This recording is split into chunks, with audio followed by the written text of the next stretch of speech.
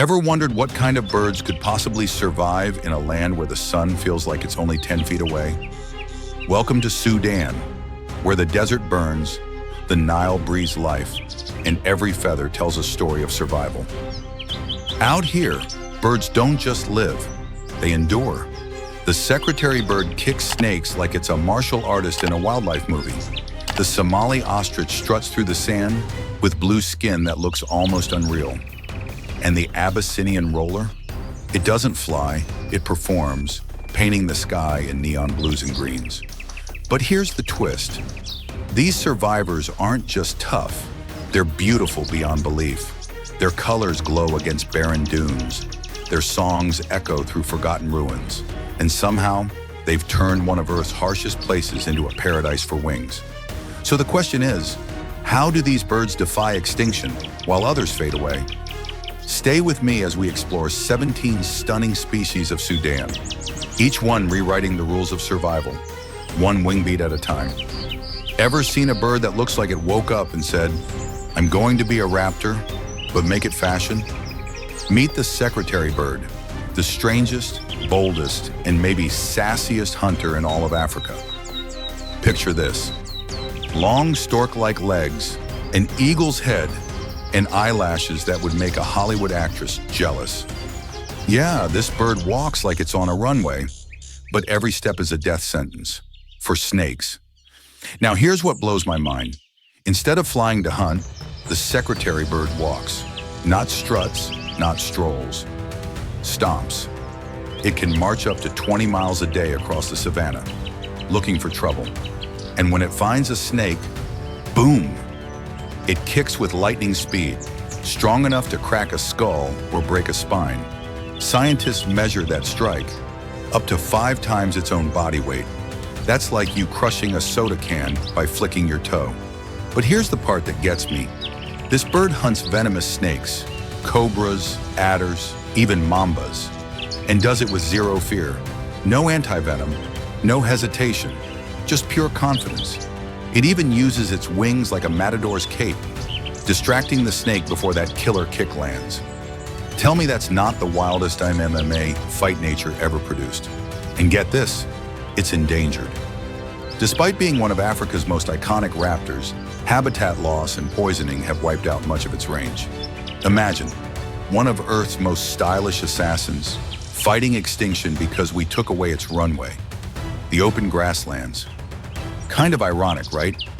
Humanity versus a bird that's literally walking itself to survival. So here's what I want to know. If evolution gave this bird legs instead of claws, and it still became a top predator, maybe power isn't about flying higher, but standing taller. Would you rather soar like an eagle, or walk the earth like a snake-kicking legend? Be honest. Which one do you think lasts longer? Yeah, that's what I thought. You ever meet someone who looks calm and serious, but deep down, they're a total drama queen? That's the dark chanting goshawk. Sleek gray suit, red legs, eyes like a laser pointer, and a voice that doesn't whisper, it chants. Literally, that's how it got the name. This bird is like the poet warrior of the African savannah. It doesn't rush, it waits, perched on a lonely acacia, perfectly still, like a sniper in meditation. Then, when the time's right, swoosh, it dives like a silent bullet. And whatever's underneath, lizard, bird, snake, mouse, doesn't even have time to say, "Oh no." Here's the cool twist. Unlike most hawks, this one talks a lot. Its call sounds like a rhythmic chant echoing across the hot plains. Wee-oo, wee-oo, wee-oo.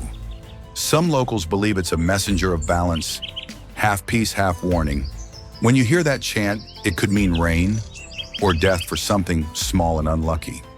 Fun fact, the male actually performs a singing flight during courtship. He circles in the air, chanting proudly while the female watches from below. Imagine proposing to your crush while doing aerial acrobatics and singing at the same time. No pressure, right? But here's the debate. This hawk's calm confidence often gets overlooked. It's not flashy like an eagle or brutal like a falcon, yet it's one of the savannah's most efficient hunters. It even teams up with mongooses sometimes. Yes, teams up, following them to catch prey flushed from the grass. Who says predators can't network? Now here's the sad part. Its open hunting grounds are shrinking. Urban sprawl, deforestation, overgrazing, all pushing the chanting goshawk further from the skies it once ruled.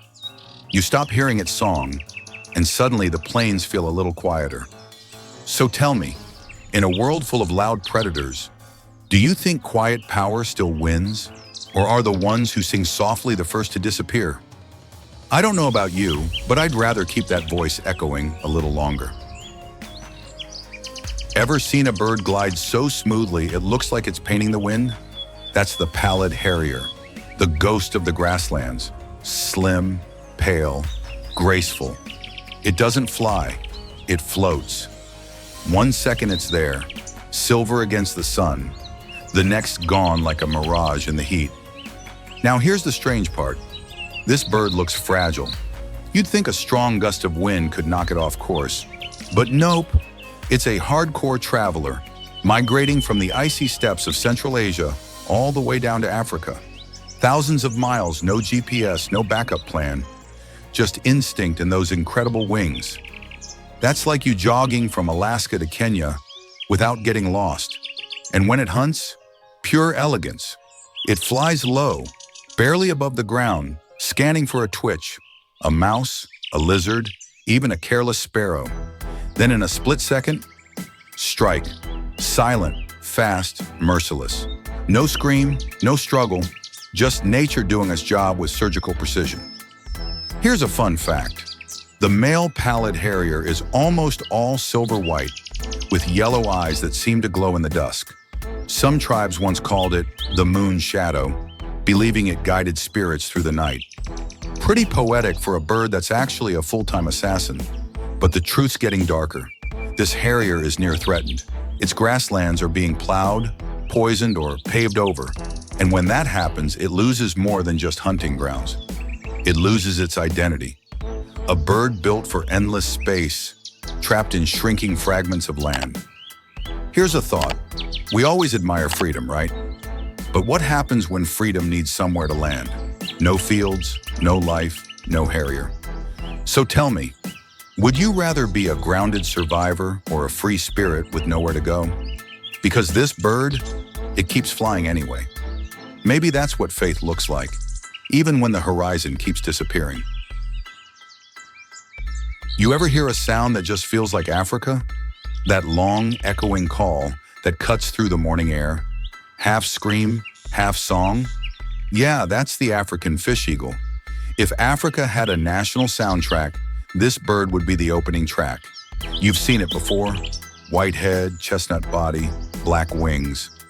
The bald eagle's African cousin, only louder, bolder, and way more dramatic. It perches high above the river, chest puffed, eyes locked on the water like it owns the place. Then suddenly, splash! It dives with pinpoint accuracy, talons first, hauling up a fish so cleanly it barely leaves a ripple. Talk about style. Here's the fun part. It doesn't even eat everything it catches. Sometimes it steals fish from other birds, like ospreys or herons. Mid-air. Imagine being that confident. Nice fish. Mine now, even the crocodiles know better than to mess with it. But this bird isn't just about power. It's about presence.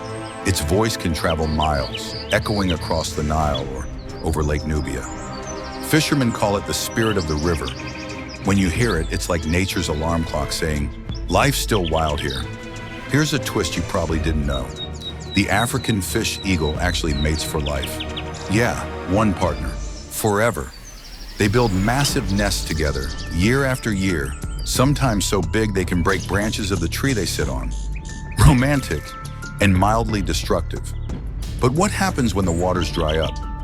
Climate change, pollution, and dams are cutting off fish populations, the very thing this eagle depends on. And when the rivers go silent, so does its song. So here's the question. If the voice of the wild disappears, do we even notice, or have we tuned it out already? Would you trade that freedom-filled scream for silence? just for more progress? Because the fish eagle's cry, it reminds us what real freedom sounds like. And maybe, just maybe, that's worth keeping. Ever met a bird that treats the entire planet like its backyard? That's the osprey, the ultimate frequent flyer of the animal kingdom. This bird doesn't believe in borders. From Canada to Sudan, from icy fjords to desert lakes, it's everywhere. If there's water and fish, it's home. Now don't confuse it with your average eagle. The osprey is a specialist, a fish hunting machine built by evolution. It's got curved talons like fish hooks and feet that grip slippery scales better than any raptor alive. It dives feet first from up to 100 feet high, hits the water like a missile, and somehow flies out again with dinner in its claws. And the coolest part? It actually rotates its toes. Yeah, rotates. To carry fish head first for less wind resistance. Nature's aerodynamic genius at work. But here's where it gets even wilder. Some of the ospreys you see in Sudan, they might have come all the way from Scandinavia. That's nearly 7,000 kilometers, over deserts, storms, and oceans, just to grab a winter snack. Makes your daily commute look easy, huh? And it's not just the distance. They migrate solo, guided only by instinct and the stars. No flocks, no maps, no Wi-Fi. Just faith in the wind. Now here's the fun fact with a twist. People once thought ospreys hypnotized fish with their eyes. Ancient sailors swore that when an osprey stared down into the water, the fish froze in fear. Science says it's false, but admit it, it feels true, right? Still, there's a lesson in this traveler's story. The osprey is one of the few raptors that's rebounded from near extinction. After decades of poisoning and habitat loss, humans actually fixed part of the problem, cleaned rivers, banned DDT, and gave it back the skies. And guess what? It came back stronger. So maybe that's the debate today. If a bird can cross oceans and survive humanity's mistakes, can we learn to fix what we break too? Or maybe we just need to look up once in a while and take notes from the bird that never stops coming home. So tell me, what's taller than you, faster than your car in a school zone, and somehow still can't fly? Yep, the Somali ostrich. Nature's most confused athlete. It's basically a dinosaur that decided, hey, who needs wings when I've got legs like a racehorse? This bird is huge, almost 3 meters tall, up to 150 kilos, and when it runs, it flies across the ground. Seriously, it can hit 70 kilometers per hour. You blink, it's gone. If Usain Bolt had feathers, he'd still lose. But here's the fun part. This isn't your average ostrich. The Somali ostrich is rare, found mostly in the Horn of Africa and eastern Sudan. Look closely. The males have this strange bluish-gray neck, almost glowing under the sun. In the desert light, it looks alien, like something from a sci-fi movie. Even locals call it the blue ghost of the dunes. Now, what's it like living out there in 45 degrees Celsius heat with barely a drop of water? Well, this bird has mastered minimalism. It barely drinks at all. Its body pulls water from the plants it eats, desert shrubs, dry seeds, even roots. No water bottle, no problem. And talk about parenting goals. The males actually sit on the eggs at night, taking turns with the females to keep them safe from predators. Imagine a 9-foot-tall dad trying to hide in the dark. Not exactly stealth mode, right? But it works. Here's the twist. It's endangered. Not because of predators, but people. Hunting, egg collection, habitat loss. They're all pushing this desert giant closer to extinction. A bird that survived lions and droughts might not survive us. So let me ask you this. If the largest bird on Earth can vanish quietly into the sand, what chance do the smaller ones have? Do we only start caring when it's already too late? Maybe the real flight we lost is the one that keeps us connected to wild things like this. And who knows? Maybe the ostrich wasn't made to fly because the ground needed its hero too. You think you're tall? Try looking up, way up, at the Goliath heron. This thing isn't just a bird, it's a skyscraper with feathers. Standing over 1.5 meters tall, it's the largest heron on Earth. and it walks the shallows of Sudan's Nile like a patient giant who's got nowhere else to be. Picture it. Early morning mist, water flat as glass. And then this enormous shape glides through, slow, deliberate, like something out of ancient mythology. Even crocodiles give it space. Now here's what's crazy. Despite its size, it's a master of stealth. It can stand frozen for over an hour, neck stretched, eyes locked on the surface. Then, lightning. That spear-like beak shoots down, faster than your camera shutter, and up comes a fish almost as long as your arm. Sometimes it catches fish too big to swallow in one go, and you can literally see it trying to figure out, okay, now what? Fun fact, when it flies, the wingspan is nearly 2.3 meters wide. That's wider than a king-size bed, and the slow, heavy flaps make this deep whoom, whoom sound like a helicopter made of feathers. Locals used to say that if you heard that sound near the river at dawn, it meant the gods were watching. But even a giant can fall. Wetlands across Africa are disappearing, drained for farms, poisoned by runoff, or just drying up. And when the water goes, so does the Goliath. It doesn't migrate. It can't adapt fast enough. It just waits, and the waiting gets longer every year. Here's a thought. We always say survival of the fittest, right? But maybe it's not about strength. Maybe it's about balance. Because the Goliath heron isn't a fighter, it's a listener, a watcher, the quiet patience of nature made visible. So question for you, if the giants of the wild can vanish without a sound, what does that say about us? Are we really the smart species or just the loudest one? Either way, if you ever see this bird in the wild, do yourself a favor. Just stop. Let it remind you how small you really are. Ever heard of a bird that lives by one rule? Never hunt in daylight? That's the black-crowned night heron, the nocturnal ninja of the Nile. While every other bird is flapping around, fighting for breakfast, this one's sleeping under the reeds, waiting for sunset like, wake me when it's dark. When night falls, though, the mask goes on. It moves low, silent, ghost-like, those red eyes scanning the moonlit water. Then, snap, one strike, one meal. Frogs, fish, crustaceans, even the occasional baby duck. No mercy, no drama, just clean efficiency. And here's something wild.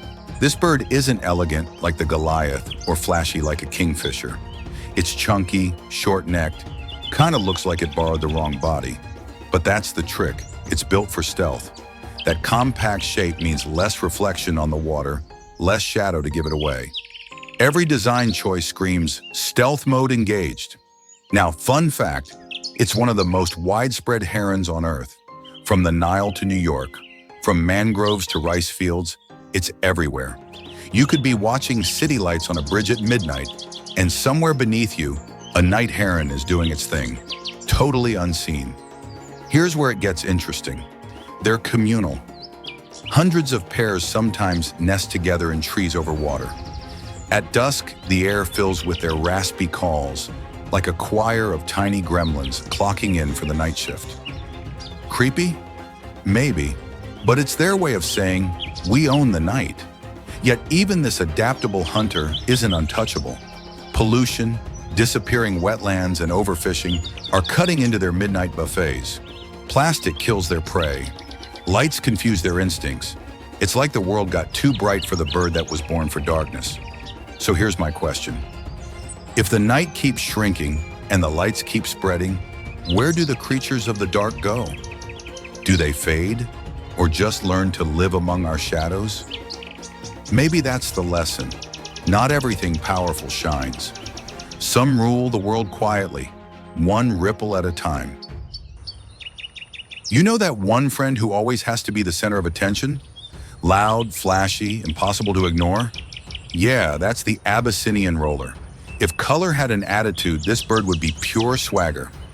Electric blue wings, turquoise chest, golden green crown. It's like someone gave a paintbrush to the sky and said, go crazy. You don't just see this bird, you feel it. It perches on telephone poles or acacia trees, completely still until, bam! It dives with a twist, catches a grasshopper midair, and spins back like it's showing off. And honestly, it kinda is. Because rollers don't just fly, they perform. The name roller comes from their acrobatic flight loops during courtship. Think of it as a mid-air dance-off to impress their crush. Now here's the fun part. They're actually tough. Despite those bright colors, they survive in some of Africa's harshest savannas and semi-deserts. They perch out in the blazing sun, fearless, just waiting for the next bug to make a bad decision. And unlike most fancy-looking birds, they're fiercely territorial. Even dive-bombing hawks twice their size, style and attitude. But here's the plot twist. That stunning blue isn't pigment at all. It's light physics. The structure of their feathers bends light to reflect that impossible color. Meaning, under the right angle, it can shift from deep sapphire to glowing teal, nature's version of a hologram. So yeah, technically the Abyssinian roller isn't even blue, it's illusion. And yet, people hunt them for their feathers, or capture them for the pet trade, because beautiful never comes without a price. Imagine that, the bird built from light, trapped behind bars. So let me ask you something. Would you still love something if it stopped shining for you? Or do we only protect beauty when it entertains us? Because this bird doesn't care what you think. It's out there, turning sunlight into magic, one roll at a time. If the Abyssinian roller was sky blue fireworks, then the northern carmine bee-eater is pure flame. This bird doesn't just pop out of the landscape, it ignites it. Scarlet red body, turquoise crown, black mask like a superhero. Honestly, if Iron Man had feathers, this would be it. But don't let that beauty fool you. This is one of Africa's boldest, busiest little predators. Its diet? Bees, wasps, hornets. All the stinging stuff that makes you run away. The carmine bee-eater catches them mid-air with insane precision, smacks them against a branch to remove the sting, and gulps them down like a pro. You can almost hear it say, "Nice try, buddy." Here's the crazy part. They hunt in teams. Dozens line up along riverbanks, taking turns launching into the air like tiny missiles. And when big animals, elephants, antelopes, even humans, walk by, these birds follow because their footsteps stir up insects. So yeah, you're basically their Uber Eats driver. Now here's a scene worth pausing for. Every year during breeding season, hundreds of these bee-eaters gather to dig tunnels into riverbanks, forming pink-red colonies that look like living coral walls. Each pair raises chicks deep inside those sandy burrows, safe from snakes and storms. From above, it looks like the desert itself has caught fire. Fun fact, they're migratory travelers, crossing continents between Sudan, Ethiopia, and the Sahel. And somehow they always come back to the same riverbanks year after year, like they've got Google Maps built into their DNA. But here's where it hurts. Those riverbanks are disappearing fast. Erosion, dams, and human farming destroy the nesting cliffs before they can return. And no cliff means no colony. No colony means silence where there used to be fire. So here's a question for you. When something so small brings this much color into the world, do we owe it protection? Or do we just wait until the sky turns gray to miss the red?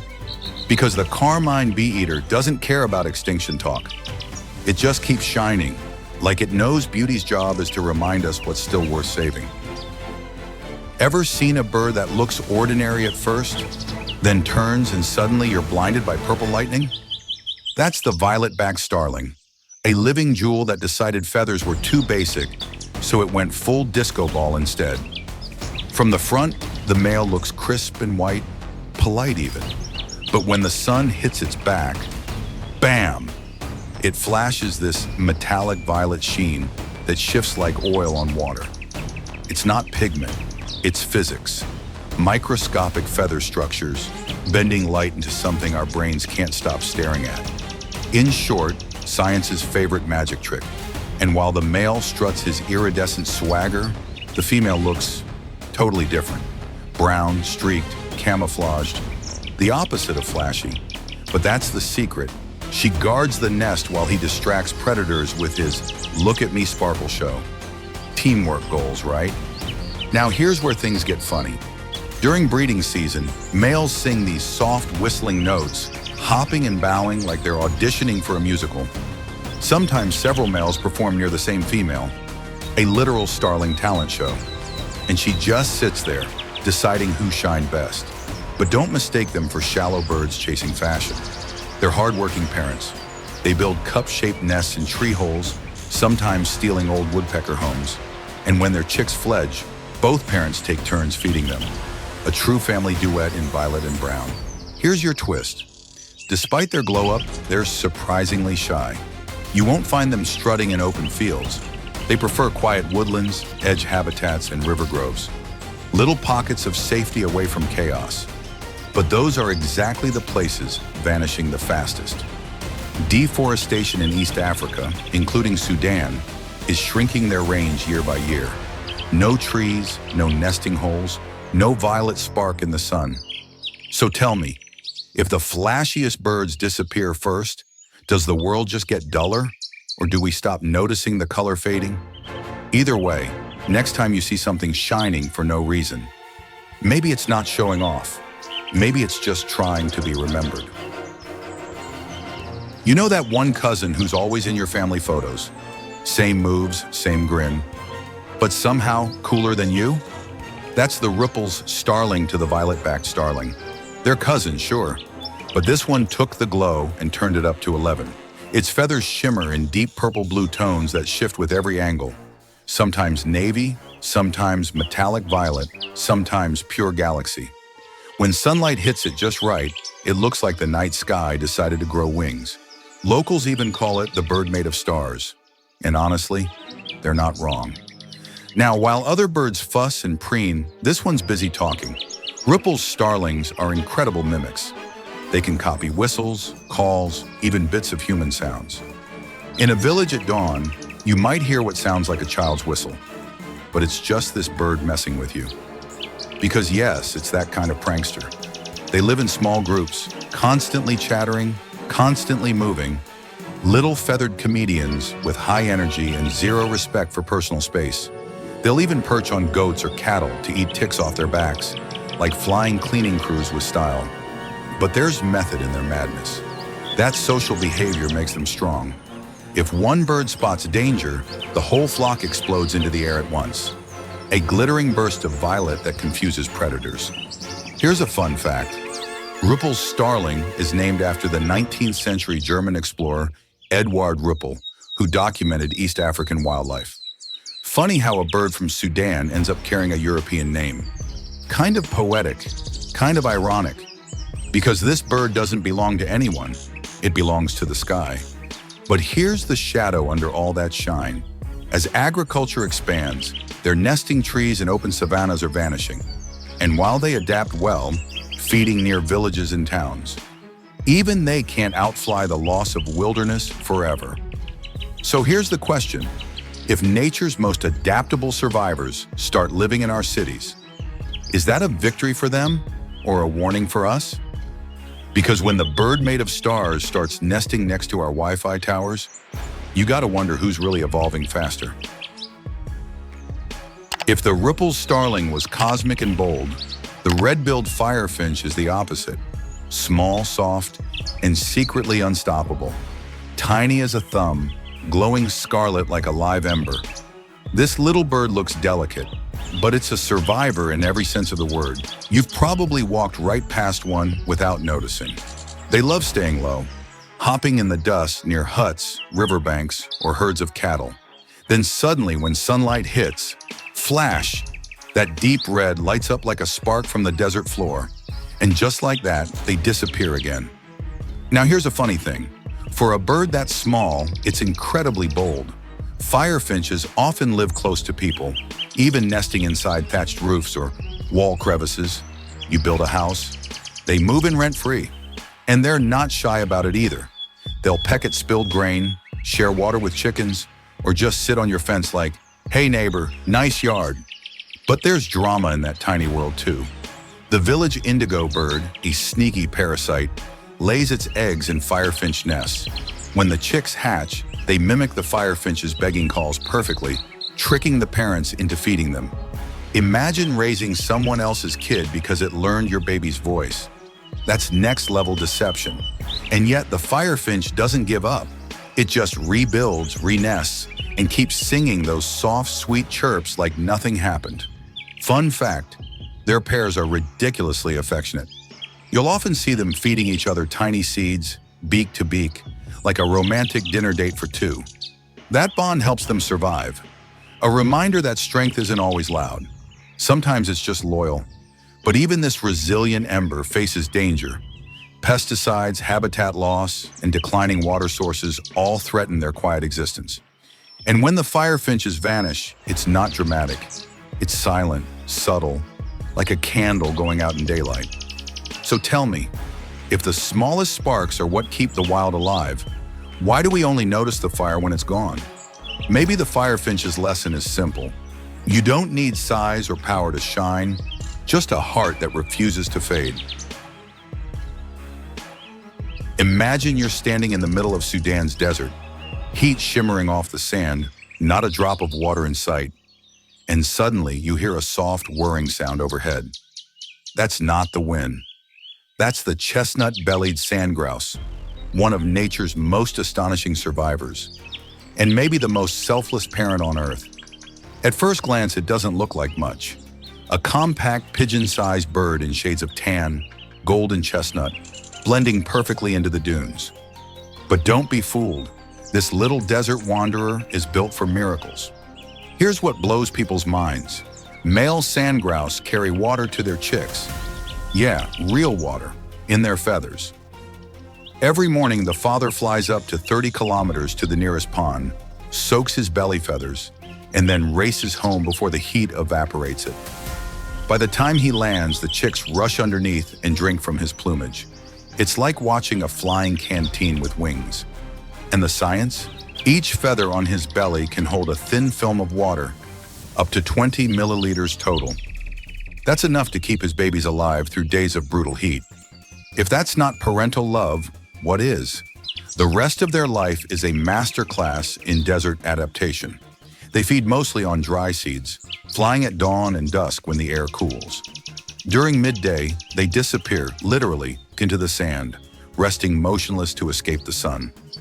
Predators walk right past them. But even this desert genius has its limits. Modern agriculture and overgrazing are draining the few oases they depend on. And when the water disappears, so do the sandgrouse. You can't outsmart thirst forever. So here's my question. If a bird can fly for hours every day just to bring water to its young, what excuse do we have for letting deserts grow wider? Who's really the more advanced species here? Us, or the one that carries life in its wings? Maybe in the end, survival isn't about power or intelligence. It's about devotion. And in that department, the sand grouse wins every single time. You ever see sunlight hit a wheat field and think, that's what happiness looks like? Now imagine that moment turned into a bird. That's the Sudan golden sparrow. It's small, bright, and cheerful, like a sunbeam that decided to grow feathers. At first glance, you might mistake it for an ordinary sparrow, until it turns its head, and bam, you're hit with that molten gold glow.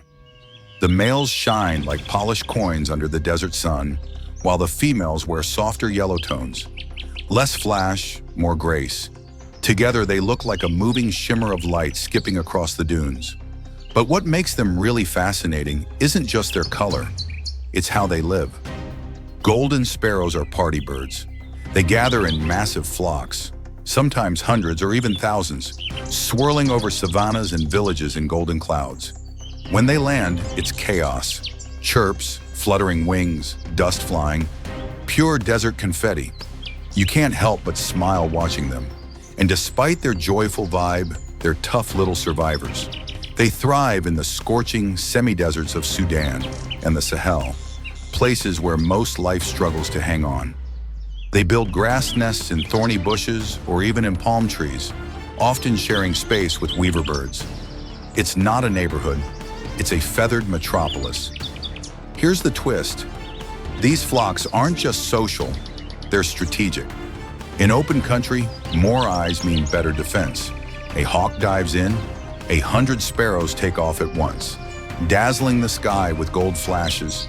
Predator loses sight, the flock wins again. But like every bright thing, their glow hides a shadow. Habitat loss and overgrazing are shrinking the scrublands they depend on. And when the rains fail, even the toughest sparrows can't find enough seeds to feed their young. Imagine that, a bird born of sunlight, starving under a clear blue sky. So here's something to think about. If the smallest bursts of joy in nature start fading away, what kind of world are we building? Would you notice if the gold left the sky? Because honestly, this bird doesn't just brighten the desert, it brightens you. You ever hear a sound echo through the savannah? Tuck, tuck, tuck, tuck. And wonder who's doing construction out here in the middle of nowhere? Yeah, that's not a carpenter. That's the Nubian woodpecker, turning dead trees into drum sets. This little craftsman is one of the most underrated artists in Africa. While everyone's busy watching eagles and ostriches, he's out here sculpting the landscape, one tree at a time. Red crown, spotted chest, and a black mustache that makes him look permanently skeptical, like he's judging your DIY skills. But let's be real. This bird is a genius. Its skull is reinforced like a crash helmet, and its tongue can stretch almost 3 times the length of its beak. It wraps around the back of the head inside the skull. Yep, that's real. So it can flick out and grab hidden insects from deep crevices.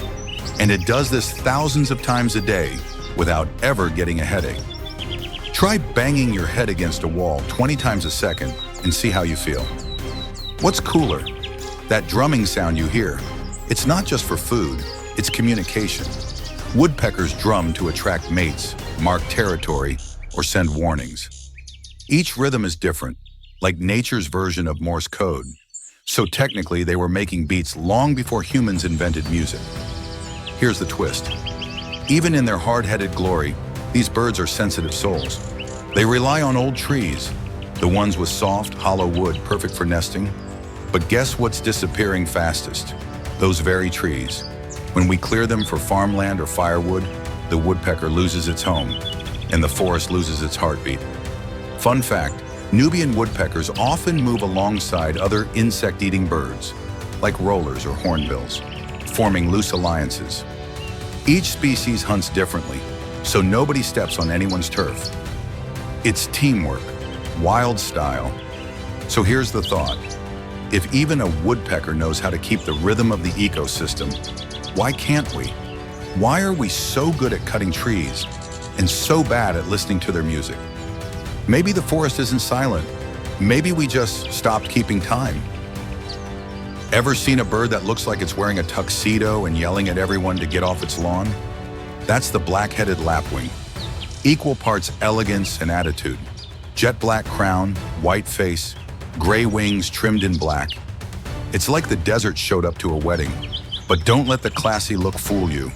This bird's a loud, fearless guardian of the wetlands, and it takes its job seriously. You'll find them strutting near the edges of Sudan's rivers and floodplains, standing tall on long yellow legs, scanning for danger.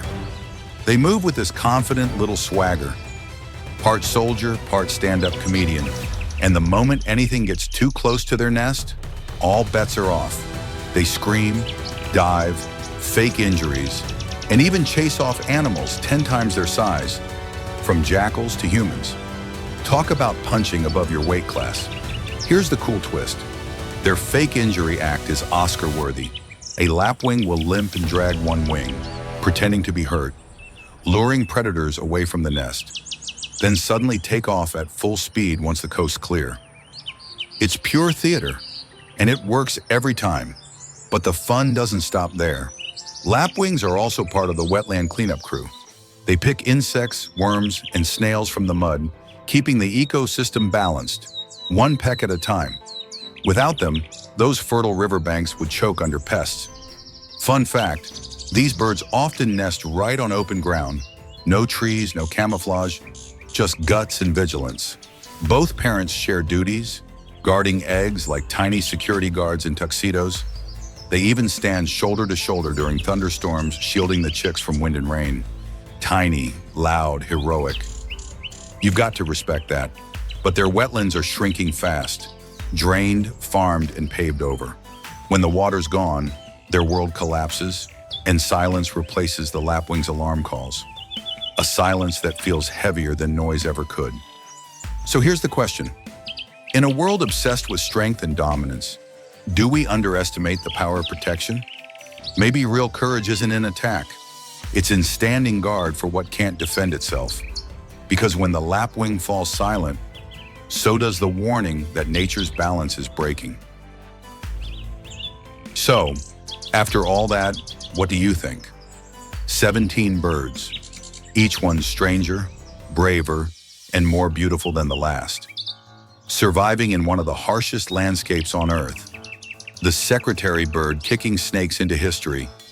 The fish eagle singing freedom over the Nile. The sand grouse carrying water for its chicks like a winged hero. It's wild, right? Every one of them has turned the impossible into normal life. But here's the twist. Their world isn't guaranteed. The same deserts that forged them are shrinking under our hands. Wetlands fade, grasslands vanish, and voices that once filled the air are falling silent. And yet, Sudan's skies are still alive. If you look up, maybe that's the real story here. Not just birds surviving in the wild, but birds reminding us how to stay wild inside, how to adapt, protect, and keep the music going, even when the world gets louder and harder. So tell me, which of these 17 survivors stole your heart? Drop it in the comments. And maybe, just maybe, next time you hear a bird outside your window, you'll hear Sudan call